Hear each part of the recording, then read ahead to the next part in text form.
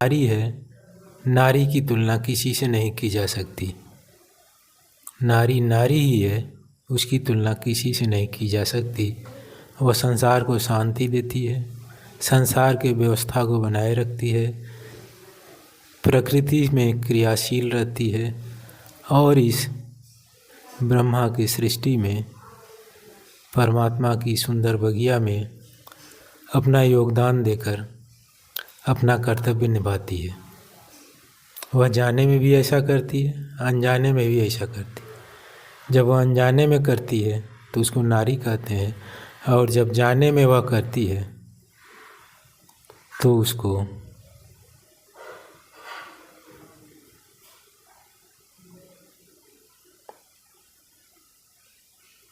क्या कहते हैं? है किसी के पास उत्तर? इसका उत्तर है, जो जाने में करती है वह माँ सरस्वती होती है।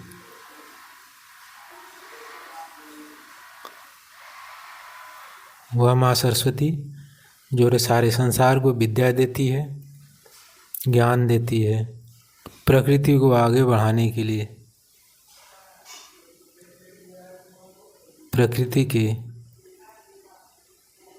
बीच निवास करने वाले चर अचर जीवों को शिक्षा देती है कि ये ब्रह्मा ने जो सृष्टि बनाई है, प्रकृति को चलाए रखने के लिए मैं उसमें ज्ञान का प्रसार करती हूँ। इसीलिए जम्बू द्वीप के लोग मुझे माँ सरस्वती के रूप में पूजते हैं और मेरी पूजा बसंत पंचमी के दिन माँ सरस्वती के रूप में करते हैं। मैं अपने बच्चों को आशीर्वाद देती हूँ माँ सरस्वती के रूप में कि वो इस परमात्मा की सुंदर बगिया जो उसने बनाई है, सारे संसार में अगर समुद्र के किनारे नहीं गए हो तो कभी मौका मिले तो देखना, नहीं तो आजकल टीवी पर सब उपलब्ध है।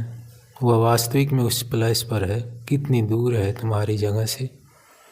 वह परमात्मा की बगिया की एक उफान है जिसे लहर कहते हैं। तुम्हारे बाग में भी अगर गमले में पौधे लगाए होंगे तो उसमें हरे ग्रीनरी के रूप में वो प्रदर्शित है।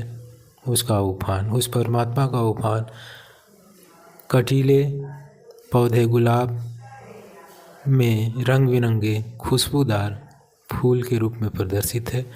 लोग कहते हैं कि भगवान को दिखा दो। अरे अंधों, आँखें हो तो देखो। वह परमात्मा कटीले पौधे जिसका नाम गुलाब है, जिसकी पत्तियां बहुत ही सुंदर होती हैं, जो वही मनमोहक होता है, और उसका फूल तो फूलों का राजा कहा जाता है, गुलाब। अंग्रेज आए तो यहाँ हिंदुस्तान में उसको रोज कहते थे, ROSC।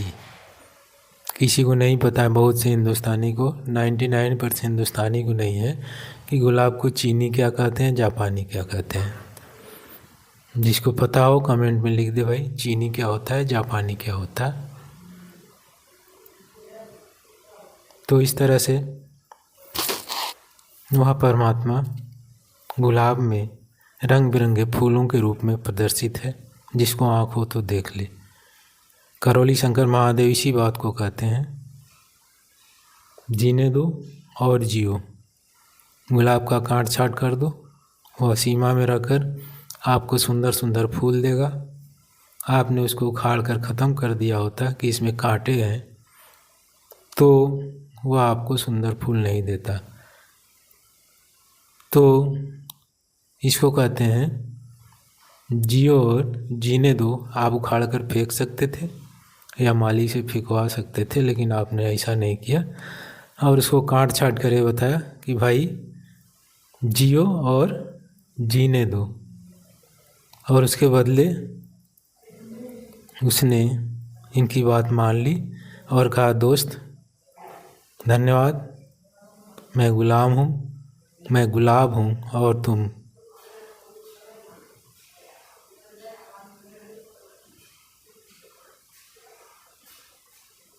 गंगू हो, गंगू माली हो। हमारी तुम्हारी दोस्ती, हम अपनी सीमा में जिएंगे और तुम्हें खुशबूदार फूल देंगे।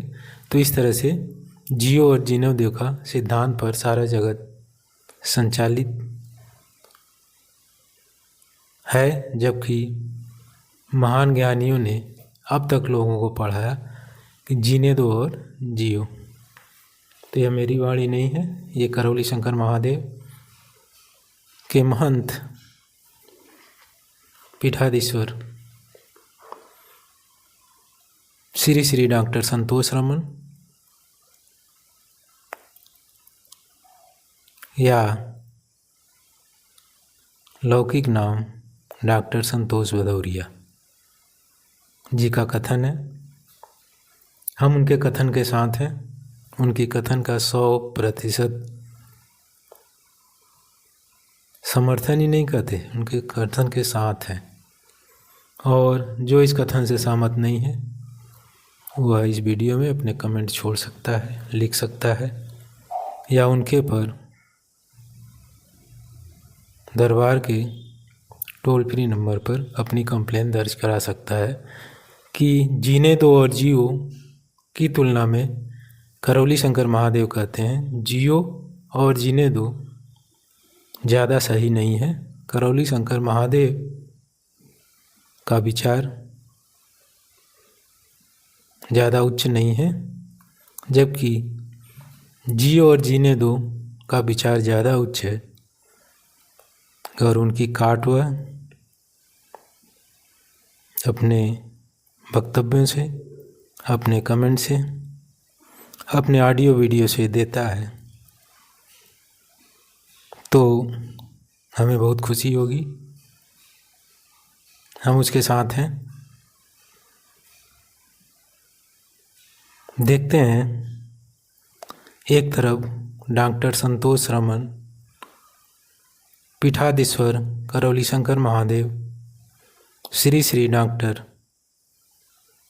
संतोष रमन उर्फ डॉक्टर संतोष भदौरिया के कथन को अमान्य करते हैं। जो इनके कथन को अमान्य करता है वो अपने वक्तव्य को, अपने स्पीच को, अपने कमेंट को लिखकर इस वीडियो में दे सकता है या सीधे दरबार में भेज सकता है, दरबार के टोल फ्री नंबर पर। उसको कहीं दिक्कत होती है तो मुझसे कंसल्ट कर सकता है कमेंट के द्वारा कि डॉक्टर संतोष रमन द्वारा कहा गया है बात, जियो और जीने दो की जगह जीने दो और जियो ज़्यादा उपयुक्त है। कमेंट का स्वागत है, उसकी ऑडियो वीडियो का स्वागत है। तो आज का वक्तव्य करौली शंकर महादेव पीठाधीश्वर इंडिया के डॉक्टर संतोष रमन उर्फ पीठाधीश्वर श्री श्री डॉक्टर संतोष रमन उर्फ संतोष भदौरिया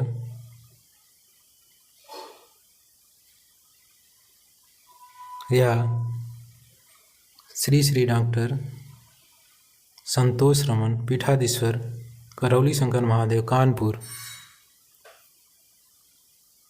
को हम जो भी वीडियो ऑडियो इनके विरोध में भेजना चाहता है उसका स्वागत है, या कमेंट के थ्रू अपनी भावना व्यक्त कर सकता है। और जो सहमत है